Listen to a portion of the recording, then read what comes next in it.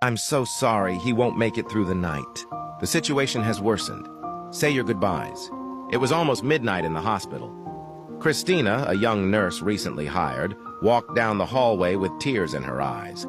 She was about to lose her first patient, a little boy. What's the point of all this studying if I can't save the ones who need me most? She whispered through sobs, pressing her chest tightly. Then she heard soft footsteps behind her. When she turned around, she saw a man dressed in simple white clothes, his face glowing with indescribable peace.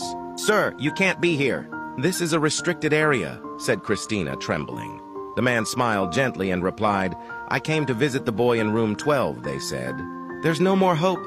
Christina's heart began to race. It was Nathan, a 6-year-old boy in terminal condition. "But he won't make it past this morning," she stammered. The man placed his hand on her shoulder and said softly, "For men, no, but for my Father all things are possible."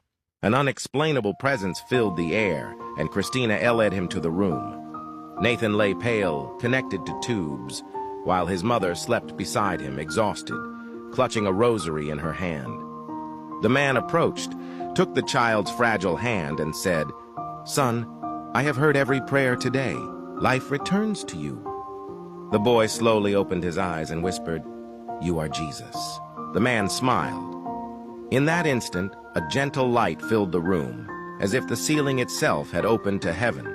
Nathan took a deep breath, sat up in bed, and said, "Mom, I don't feel pain anymore. He healed me, Mom." His mother woke up, crying, and embraced him tightly. Christina ran to examine the boy. There was no trace of the disease. When she turned to speak to the man, the room was empty. On the wall, there was a glowing inscription that read, "I am Jesus. Where medicine cannot reach, I enter and perform miracles." Christina fell to her knees weeping that night. Everyone in the hospital felt the divine presence and the certainty that Jesus himself had come down to show that what seems impossible is possible for God.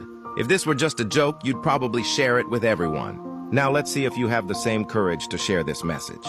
Remember his words, "If you are ashamed of me, I will be ashamed of you." Share this story and comment.